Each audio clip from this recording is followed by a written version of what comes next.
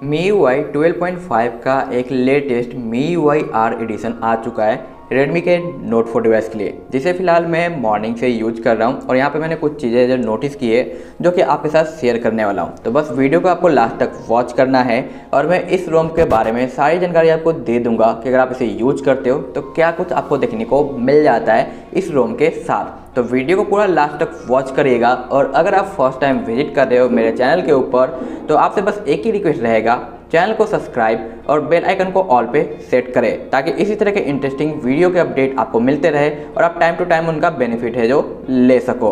और अगर आप एक टेलीग्राम यूजर्स हो तो यहाँ पे भी आप ज्वाइन कर सकते हो, क्योंकि बहुत सारी इन्फॉर्मेशन मैं यहाँ पे शेयर करता रहता हूँ जो कि आपके काफ़ी काम आ सकता है। तो इस चैनल को भी ज्वाइन करना ना भूले। तो चलिए देखते हैं कि इस MIUi R के अंदर हमें क्या कुछ देखने को मिल जाता है।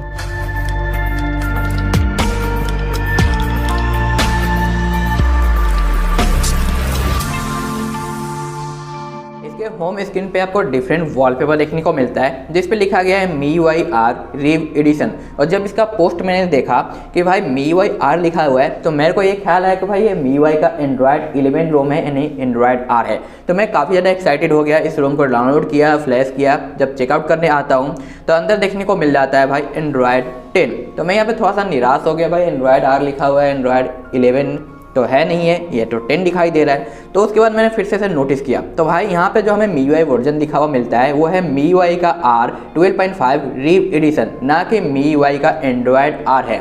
तो इसके वजह से थोड़ा सा कन्फ्यूजन हुआ था मुझे स्टार्टिंग पे।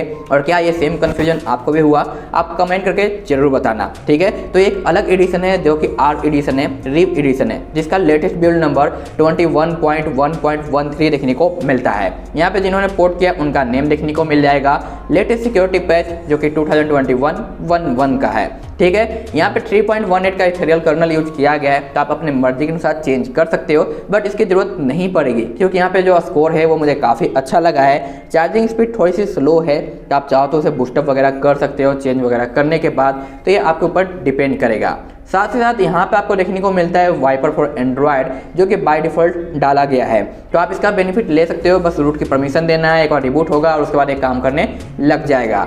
साथ साथ यहाँ पे इस लेटेस्ट बिल्ड में आपको न्यू वॉल्यूम पैनल देखने को मिलता है जिसका कुछ पॉपअप मैसेज इस टाइप से नज़र आता है। तो ये इस लेटेस्ट अपडेट में नया फीचर्स प्रोवाइड किया गया है जो कि पहले नज़र नहीं आता था। इसके अलावा चैनलों की बात करें तो भाई यहाँ पे कैमरे के अंदर ब्लॉग मोड कुछ नए ऑप्शन ऐड किए गए थे, बट ये तो हमें Redmi के Note 4 के अंदर देखने को मिलता ही नहीं है। तो कैमरे में कोई भी ऐसा फीचर्स नहीं है। और कई सारे इंप्रूवमेंट किए गए थे जो कि Android 11 से रिलेटेड था, बट हमारा Android 10 है तो इससे भी कोई फ़र्क नहीं पड़ता है। ये पहले से रूटेड रहेगा, बस आपको मैजिक्स मैनेजर का APK इंस्टॉल करना है अपने फ़ोन के अंदर और परमिशन देना है। उसके बाद आपका भाई ये जो है रूट एक्सेस हो जाएगा और जो भी आप ऐप यूज करना चाहते हो उनका बेनिफिट आप ले पाओगे। और बाय डिफ़ॉल्ट इसका जो नेट सेफ्टी है वो भी आपको पास मिल जाएगा रूट हो जाने के बाद, और आपका प्ले स्टोर भी सर्टिफाइड देखने को मिलेगा।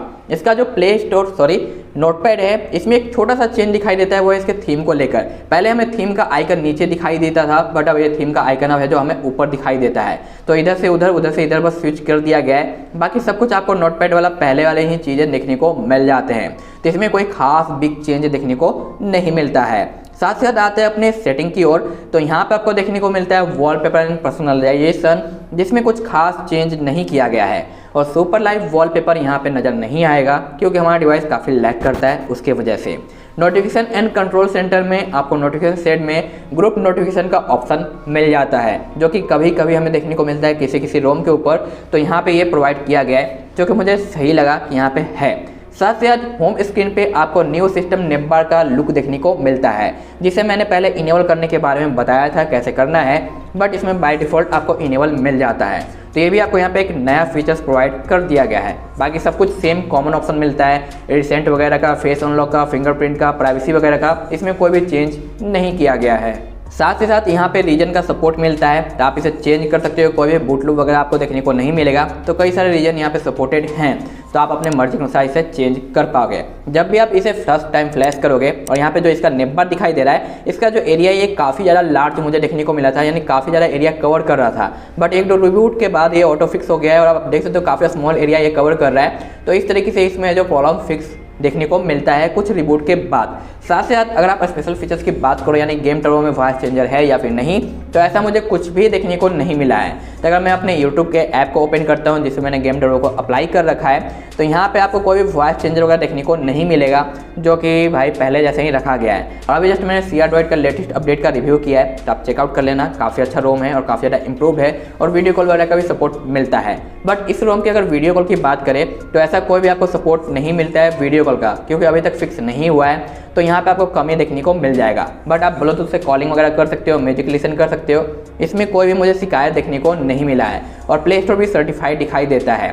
तो यहाँ पे रूट करने के बाद ये ठीक रहेगा, जो कि सही है। साथ साथ यहाँ पे जो एडिटिंग का स्टाइल है ये चेंज हो चुका है, यानी आपको लेटेस्ट गैलरी ऐप देखने को मिलता है, जिसका जो UI है ये पहले से काफ़ी ज़्यादा इम्प्रूव्ड और बेटर हो चुका है। साथ साथ यहाँ पे जो इसका नेप बार है, इसका जो पाई का जो लाइनिंग है Android 10 का, ये काफ़ी ज़्यादा लार्ज देखने को मिलता है इस रोम के अंदर, जबकि बाकी में हमें थोड़ा सा छोटा नज़र आता था। और साथ ही साथ यहाँ पे आपको FM रेडियो भी मिलता है। तो बहुत सारे यूजर्स FM रेडियो का डिमांड करते हैं, तो यहाँ पे ये देखने को मिल जाएगा। तो बहुत सारे यहाँ पे लेटेस्ट फीचर्स मिल जाते हैं और मैक्सिमम यूजेज वाले हर एक चीज़ आपको यहाँ पे देखने को मिलता है। तो आप इसे डेली लाइफ में यूज कर सकते हो। रही बात कि इसकी बैटरी बैकअप कैसा है, तो जैसा कि आपको बाकी MIUi 12 का बैटरी बैकअप देखने को मिलता है, सेम उसी टाइप से मिलेगा। चार्जिंग भी थोड़ा बहुत स्लो ही देखने को मिलता है, बट जो कुछ भी नया था वो मैंने आपको बता दिया है। जो यहाँ पे बटन की लाइट है ये अभी भी आपको काम करता हुआ नहीं मिलता है, यानी बटन लाइट का आपको यहाँ पे बग देखने को मिल जाएगा। बाकी रोम अच्छा है, आप इसे यूज कर सकते हो डेली लाइफ में अगर आप इंटरेस्टेड हो तो। और क्या आप भी इसे Android 11 समझ लिए थे, ये कंफ्यूज हुए थे, आप जरूर कमेंट करके बताना, ठीक है।